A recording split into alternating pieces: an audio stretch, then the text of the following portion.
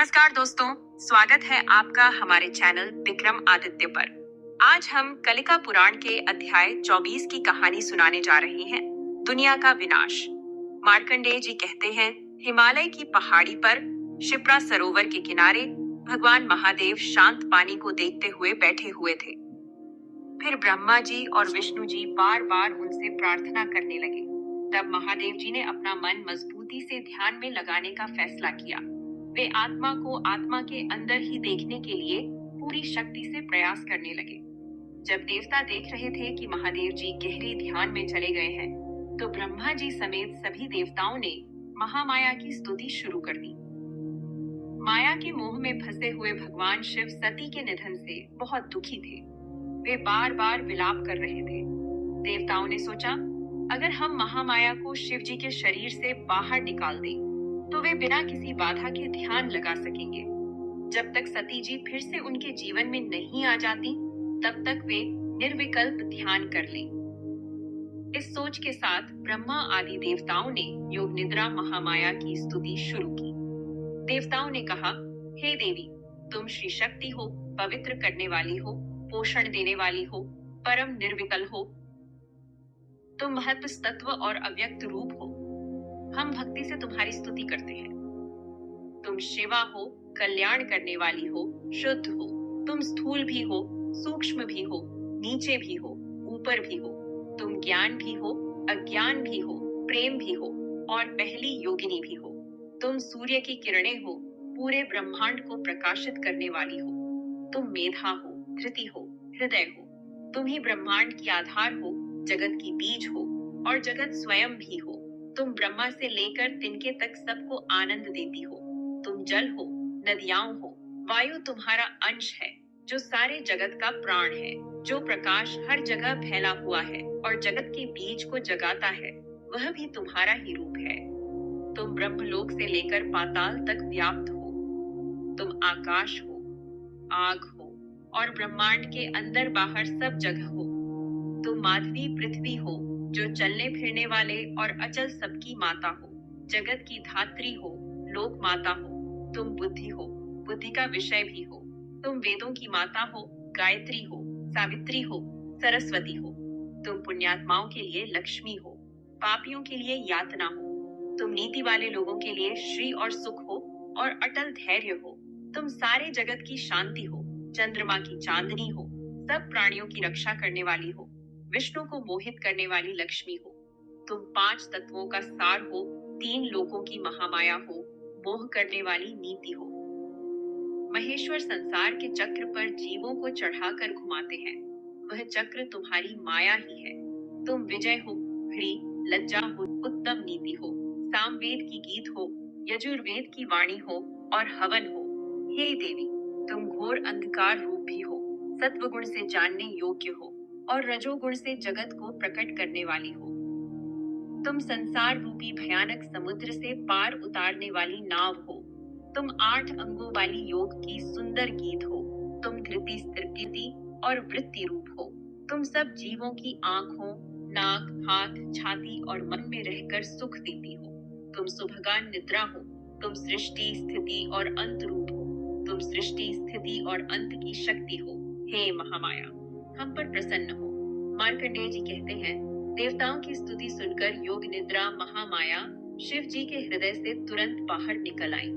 उनके निकलते ही मधुसूदन, विष्णु जी स्वयं विश्व रूप धारण करके शिव जी के हृदय में प्रवेश कर गए, ताकि शिव जी को शांति मिले। विष्णु जी ने शिव जी को हर कल्प में होने वाली सृष्टि, स्थिति और संहार का पूरा दृश्य दिखाया। सती जी किसकी पुत्री थी, कैसे वे शिव जी की अर्धांगिनी बनी, सब कुछ दिखाया। फिर उन्होंने बाहर का सारा प्रपंच, जो रजोगुण से बना है और नश्वर है, बार बार दिखाकर शिव जी के मन को परम ज्योति की ओर मोड़ दिया।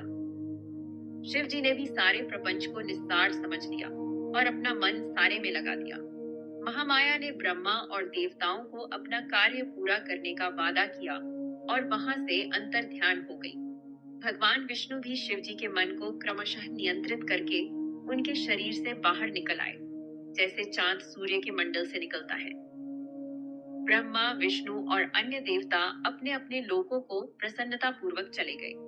इंद्र आदि देवता ध्यानमग्न महादेव जी को प्रणाम करके चुपचाप अपने अपने स्थान को लौट गए।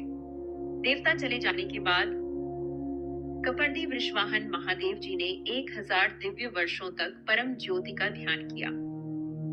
ऋषियों ने पूछा, हे मार्कंडेय जी, मधुसूदन कैसे शिव जी के हृदय में प्रवेश करके हर कल्प की सृष्टि, स्थिति और संहार दिखा सके? उन्होंने जगत के प्रपंच को रजोगुण से कैसे दिखाया और फिर उसकी निस्तारता कैसे समझाई? वह परम ज्योति क्या थी? कृपा करके विस्तार से बताइए। मार्कंडेय जी बोले, मैं आपको वाराह कल्प की आदि सृष्टि बताता हूँ। हर कल्प में सृष्टि इसी प्रकार होती है।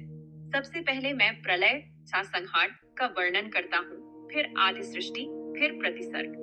समय की गणना निमेष बराबर आंख की पलक झपकने का समय 18, निमेष बराबर 1 काष्ठा 30 काष्ठा बराबर 1 कला 30 कला बराबर 1 क्षण 12 क्षण बराबर 1 मुहूर्त 30 मुहूर्त बराबर 1 मानव दिवस रात्रि 15 दिन रात्रि बराबर 1 पक्ष 2 पक्ष बराबर 1 मानव मास 12 मास बराबर 1 मानव वर्ष देवताओं का 1 वर्ष बराबर मानव का 1 दिन रात्रि उत्तरायण बराबर देवताओं का दिन दक्षिणायन बराबर देवताओं की रात्रि युगों की अवधि मानव वर्ष में सत्य युग 17,28,000 वर्ष, त्रेता युग 12,96,000 वर्ष, द्वापर युग 8,64,000 वर्ष, कली युग 4,32,000 वर्ष, 4 युग मिलाकर एक चतुर्युग बराबर 43,20,000 वर्ष,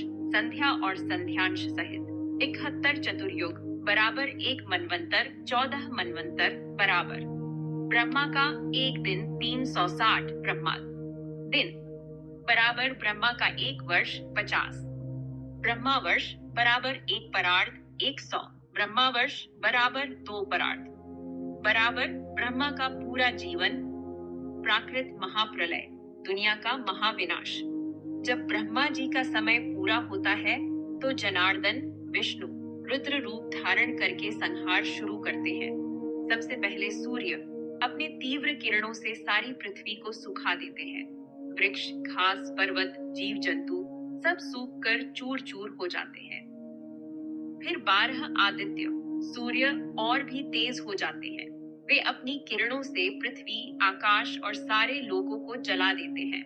जब सारा स्थावर जंगम नष्ट हो जाता है तब रुद्र रूपी जनार्दन पाताल लोक में जाते हैं। वहां नाग, गंधर्व, राक्षस, देवता, ऋषि और शेषनाग सबको मार डालते हैं। स्वर्ग, पृथ्वी, पाताल और समुद्र कहीं भी बचा कोई प्राणी नहीं रहता। फिर रुद्र अपने मुंह से भयंकर वायु पैदा करते हैं। वह वायु 200 वर्ष तक घूम घूम कर सारे जगत को रुई की तरह उड़ा ले जाता है। फिर वह वायु 12 सूर्यों में प्रवेश करता है। वायु और सूर्य की तेजस्वी किरणों से संवर्तक महामेघ उत्पन्न होते हैं। ये बादल काले धुएं जैसे, लाल, सफेद, पहाड़ जैसे, नाग जैसे और महल जैसे भयानक रूप वाले थे। वे 100 वर्ष से ज्यादा समय तक गरजते हुए तीनों लोगों पर भारी बारिश करते हैं। धाराएं इतनी तेज थीं, मानो मोटे मोटे खंभे गिर रहे हों। तीनों लोग पानी में डूब जाते हैं। जब पानी ध्रुव तक पहुंच जाता है तब रुद्र फिर से वायु पैदा करते हैं। वह तूफान 100 वर्ष तक चलता है और सारे बादलों को नष्ट कर देता है।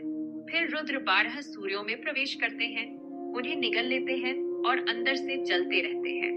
फिर वे ब्रह्मांड को हाथ में लेकर दोनों हथेलियों से चूर चूर कर देते हैं।